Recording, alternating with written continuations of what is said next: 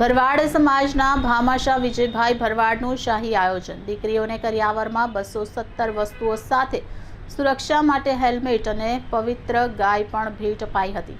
તારાપુર તાલુકાના જેચકા ગામે આજે લાગણીના વાવેતર શીર્ષક હેઠળ ચતુર્થ ભવ્ય સમૂહ લગ્નોત્સવ યોજાયો હતો।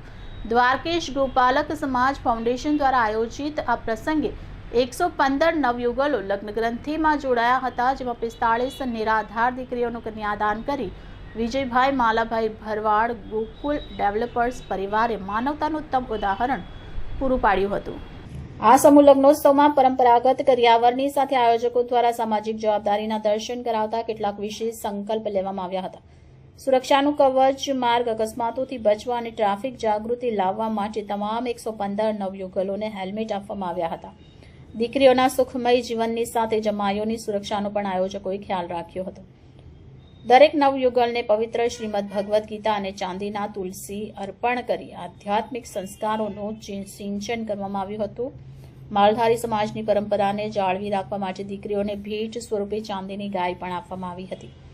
નવ દંપતીઓને સંસાર શરૂ કરવા માટે ઘરવખરીની 217 નાની મોટી ચીજવસ્તુ આપવામાં આવી હતી, જેમાં ડબલ બેડ, 3 ડોર કબાટ, sofa set, fridge, LED TV અને ઘરઘંટી જેવી સુવિધાઓનો સમાવેશ થાય છે। આ સમગ્ર આયોજનનો ખર્ચ વિજયભાઈ માલાભાઈ ભરવાડ દ્વારા ઉઠાવવામાં આવ્યો હતો।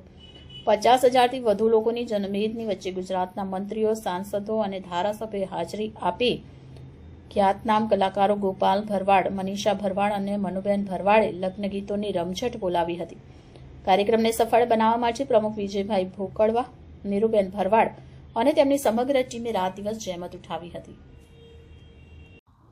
અમે તારાપુર ખાતે જીસ્કા ગામે 115 દીકરીઓના સમૂહ લગ્નનું આયોજન કરવામાં આવ્યું હતું। તેમાંથી સ્પેશિયલ ઘણી દીકરીઓ એવી પણ હતી કે જે માતા પિતા વિહોણી હોય અથવા તો બીજી કોઈક રીતે જેના કન્યાદાન તમે કર્યું હતું, તેના વિશે થોડી 45 દીકરીઓ એવી હતી જે કોઈના કદાચ મધર નથી, કોઈના ફાધર નથી, એવી દીકરીઓ હતી અને બાકીની દીકરીઓ મા બાપાડી હતી। એટલે આ દીકરીઓનું કન્યાદાન આપણા હસ્તક કરવામાં આવેલું હતું। કન્યાદાનમાં કેટલી વસ્તુઓ આપવામાં આવી, તમારા થકી કયા પ્રકારનું આયોજન કરવામાં આવ્યું હતું? કન્યાદાનમાં ફ્રીજ, ટીવી, ઘરઘંટીથી લઈને ટોટલ પલંગ, સોફા સેટ થી ઘર વખતે 217 વસ્તુનું આપણે એ લોકોને કન્યાદાનમાં આપવામાં આવેલું। આ સમૂહ લગ્ન પાછળનો મુખ્ય હેતુ શું છે? સમૂહ લગ્ન થકી સમાજની એકતા, સમાજની સંસ્કૃતિ સાથે એ ટ્રસ્ટ દ્વારા અમે એજ્યુકેશનનું આયોજન કરવા જઈ રહ્યા છીએ કે આ ટ્રસ્ટની સ્થાપના થાય, જે સમાજ એકરૂપતા થાય અને એની પાછળ અમારું મુખ્ય ધ્યેય એજ્યુકેશનનો છે। કેવો પ્રતિસાદ રહ્યો લોકોનો?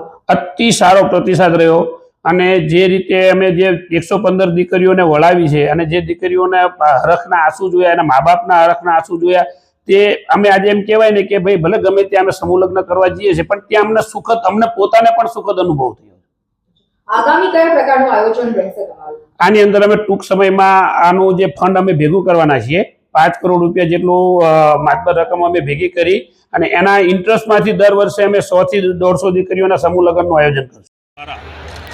તારાપુર મુકામે 115 દીકરીના સમૂહ લગ્નમાં દાતા શ્રી વિજયભાઈ, સંતગણશ્રી, સર્વ સમાજના વડીલશ્રીઓ, આગેવાનશ્રીઓ, જે રીતે ભરવાડ સમાજના પૂર્વજો હતા અને એમાંથી બહાર લાવવાનું કામ આ સમાજ દ્વારા જે કરવામાં આવી રહ્યું છે અને સમાજ દ્વારા જાગૃતિ લાવવા માટે, દીકરીઓને આગળ લાવવા માટે, મહિલાઓને આગળ લાવી ને એમને પણ એક સ્થાન આપવા માટે જે કામ કરી રહ્યા છે, સમાજના સર્વ અગ્રણીઓનો દિલથી આભાર માનું છું।